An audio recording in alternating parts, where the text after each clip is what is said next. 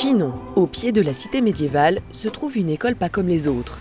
Ils sont handicapés moteurs et n'ont jamais eu droit à une vie privée, à un domicile. L'Institut du maire refuse cette infantilisation. Elle leur propose une formation pour devenir des individus responsables, capables de vivre seuls. Nous avons suivi l'apprentissage de ces jeunes adultes qui, même en restant dépendants des autres, réussissent le pari de devenir autonomes. Demain matin. Ah, vous avez des miettes partout. Ça va pas du tout. Alors, je vais vous montrer ce qu'il faut faire quand on a des miettes. Ce qu'il faut faire tout le temps quand on sort du restaurant. Manon, il faut que vous demandiez à quelqu'un, Manon. Toujours, d'accord ? Ce que je fais là. J'enlève les miettes de votre pantalon, Manon, d'accord ? Vous êtes une jeune femme ravissante. Il faut le rester même après le repas, d'accord ? Donc, vous demandez à quelqu'un, regardez-moi, Manon.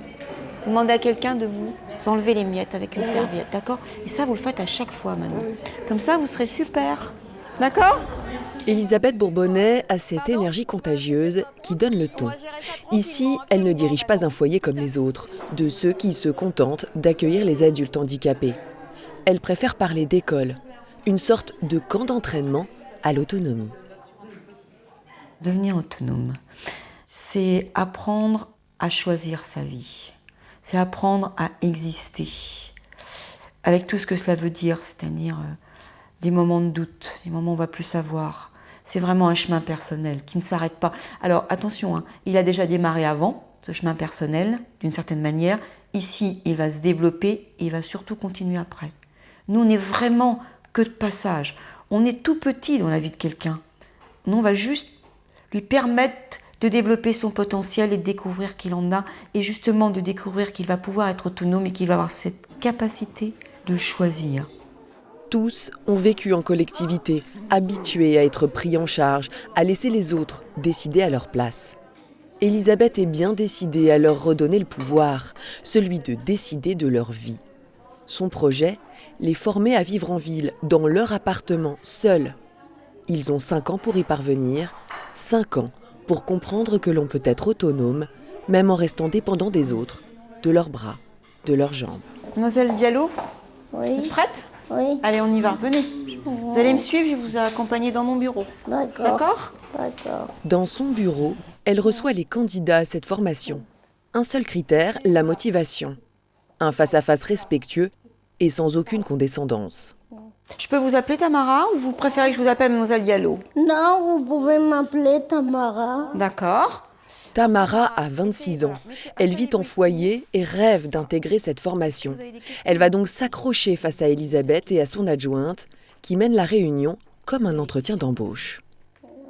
Détendez-vous, Tamara. Ça va bien se passer. Tout le monde est toujours stressé dans ce type d'entretien, mais c'est normal. Je vais simplement vous poser des questions. J'ai besoin, et nous avons besoin, Tamara, de bien vous connaître. Vous êtes entrée dans un foyer à partir de 20 ans, Tamara ? Non, à partir d'11 ans. J'ai attrapé mon handicap très jeune, à l'âge de 4 ans. En fait, c'est une méningite tuberculeuse que Tamara a attrapée. La maladie a atteint le système nerveux central et engendré un handicap moteur et cérébral. La famille n'a pas résisté au choc. Ses parents ont divorcé puis l'ont placée en foyer d'accueil. Depuis petite, je passe de foyer en foyer et là, je commence vraiment à en avoir marre. Et là, je voudrais trouver un endroit à moi, un endroit stable, quoi. Tamara, vous avez une mesure de protection ? Oui. Est-ce que vous connaissez exactement le type de votre mesure ? En fait, moi, c'est une curatelle que j'ai. Donc une curatelle, d'accord ? Combien vous recevez d'argent ? Je reçois 70 € tous les 2 mois. Tous les 2 mois, 70 €. Comment vous recevez cet argent, Tamara ? En fait, je vais à la banque, je retire mon argent. Mais le problème, c'est que je ne peux pas en retirer plus parce que ma tutrice elle bloque tout le temps ma carte. Elisabeth n'est pas surprise. Elle sait bien qu'en foyer, les résidents sont placés sous curatelle financière. Un tuteur gère l'argent à leur place. Dans son établissement, Elisabeth exige tout l'inverse. Quand on est enfant, on demande de l'argent à nos parents. C'est possible, c'est pas possible. On en a un peu, parfois pas du tout. Imaginez que cette situation ait duré tout au long de notre vie. Mais comment on serait construit? Mais on serait radicalement différent. Les gens, ils pensent souvent qu'ils sont incapables, qu'ils peuvent pas faire, qu'ils sont même pas adultes. Comment voulez-vous que nous formions cette personne à avoir confiance en elle avec cette mesure au-dessus de sa tête? Dans cette école, Tamara pourra ouvrir un compte en banque et apprendre à gérer son argent. Une mesure à contre-courant de ce qui se fait ailleurs, parce qu'ici, on part du principe qu'il faut faire confiance. Je pense qu'on peut affirmer que vous avez le potentiel pour venir ici, Tamara. Quand je dis le potentiel, vous savez ce que ça veut dire, Tamara? Oui, Qu'est-ce que ça veut dire? Que j'ai ma chance de venir ici. Vous avez votre chance de venir ici, vous avez les capacités pour apprendre ce qui va être nécessaire pour vous pour aller ensuite dans un appartement. Qu'est-ce qu'il y a? Ça me fait chaud au cœur, qu'est-ce que vous dites? Mais c'est normal, Tamara. C'est grâce à votre persévérance si vous êtes là. Vous en êtes consciente de ça, Tamara? Oui. D'accord? Donc ça veut dire que si vous êtes arrivé jusqu'ici, vous allez pouvoir y revenir. D'accord? Ok. Tamara doit maintenant attendre qu'un des 22 studios de l'école se libère. Elle n'a jamais été aussi près de réaliser son rêve. Je suis heureuse, je suis contente. Et dès que je rentre ici à l'Institut du Mai, je fais une fiesta, une méga fiesta. Parce que dans mon foyer, c'est pas moi qui contrôle ma vie, c'est eux qui contrôlent ma vie. Et ça devient un peu saoulant pour moi. Et je sais pas.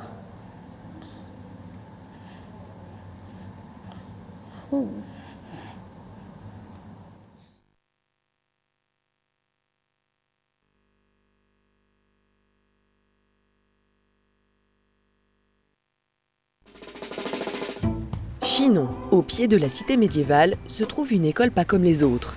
Ils sont handicapés moteurs et n'ont jamais eu droit à une vie privée, à un domicile. L'Institut du Mai refuse cette infantilisation.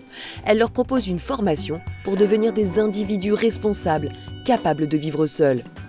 Nous avons suivi l'apprentissage de ces jeunes adultes qui, même en restant dépendants des autres, réussissent le pari de devenir autonomes.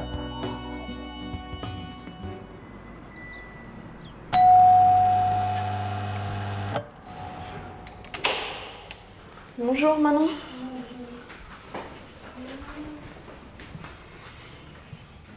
Ça va? Bien dormi?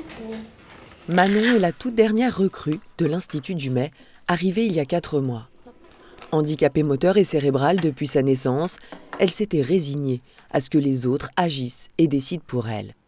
Ici, Manon apprend chaque jour à ne plus subir. Première étape, exprimer ses besoins, guider son aide-soignante comme elle dirigerait ses bras et ses jambes. Comment vous sentez la position du corset? Trop haut, mais on va basculer après sur le lit. C'est bon, on y va. 2, 3. Manon ne peut vivre sans ce corset qui soutient son dos. Il est thermoformé spécialement pour elle. Tous les matins, elle doit emprisonner son corps dans cette coque pour éviter que sa colonne vertébrale ne s'affaisse.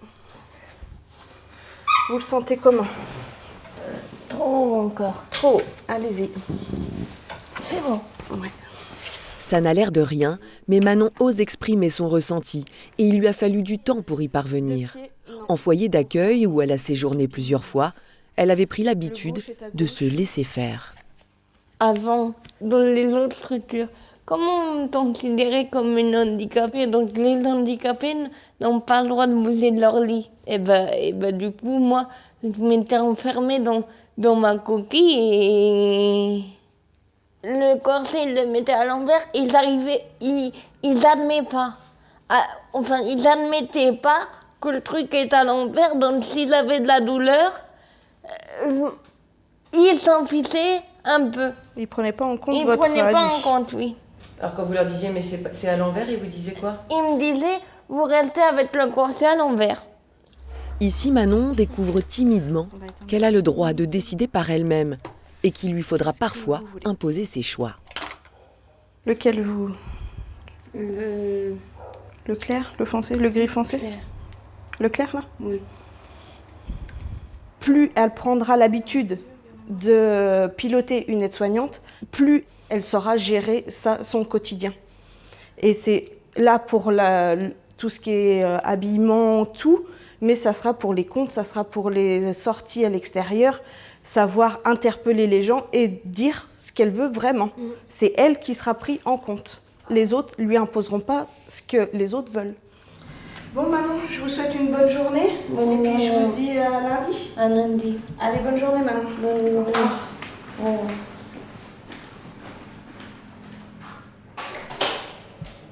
Manon a 20 ans, l'âge de tous les possibles.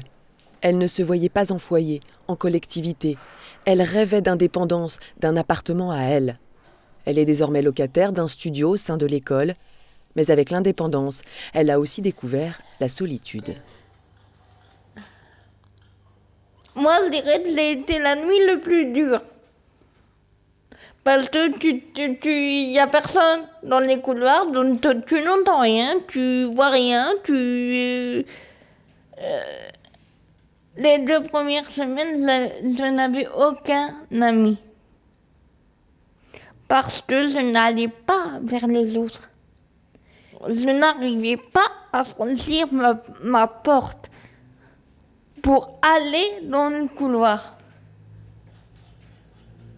Après, quand je me suis sentie un peu plus à l'aise, j'ai commencé à passer ma journée dehors pour essayer de rencontrer des gens de l'institut, pour discuter de leur formation à eux, pour discuter de tout ce qui était possible. Manon a erré dans les couloirs, à la recherche d'un peu de convivialité. Elle y a rencontré d'autres locataires, eux-mêmes désorientés par ce trop-plein de vide. Bonjour Emmanuel. Heureusement, il y a le repas, dans la salle de restaurant. C'est le seul moment de la journée où ils peuvent se retrouver ensemble. Car ici, outre les cours particuliers avec les formateurs, il n'existe aucun atelier pour passer le temps. C'est une volonté de la directrice Elisabeth, histoire de faire naître en eux l'envie de sortir de leur cocon. Un établissement qui se dit Institut de formation à l'insertion, insertion, c'est dans la rue que ça se passe, c'est-à-dire dehors. Comment voulez-vous permettre à quelqu'un de s'insérer, donc qui va vivre en appartement tout seul, s'il est habitué à, quand il sort de son studio ou de sa chambre, aller directement dans l'atelier informatique qui se trouve au bout du couloir? Voilà, allez on y va. Alors il y a des gens qui sont très à l'aise, pour qui c'est très facile, mais il y en a pour qui c'est plus difficile, et c'est vrai pour les clients. Mais eux déjà, ils ne savent même pas qu'il y a des activités dans la ville. Parce que la ville, ils n'en ont qu'une notion abstraite.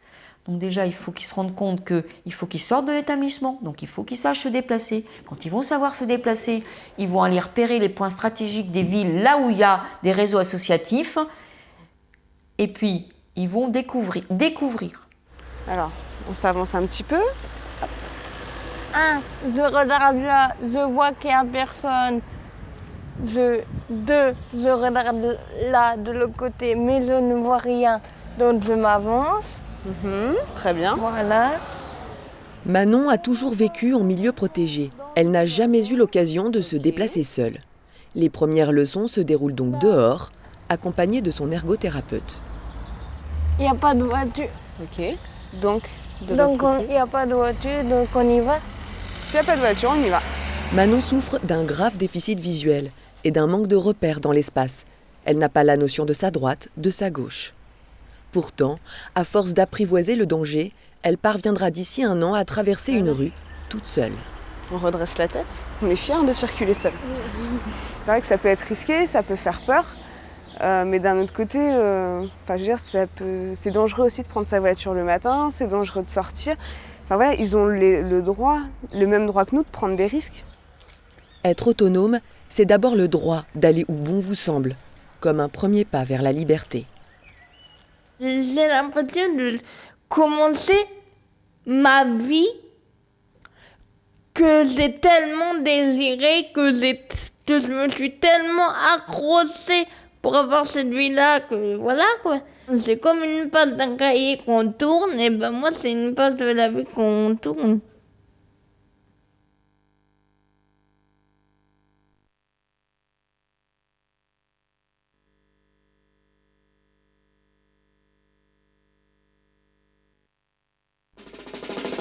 Chinon, au pied de la cité médiévale, se trouve une école pas comme les autres. Ils sont handicapés moteurs et n'ont jamais eu droit à une vie privée, à un domicile. L'Institut du Maire refuse cette infantilisation. Elle leur propose une formation pour devenir des individus responsables, capables de vivre seuls. Nous avons suivi l'apprentissage de ces jeunes adultes qui, même en restant dépendants des autres, réussissent le pari de devenir autonomes.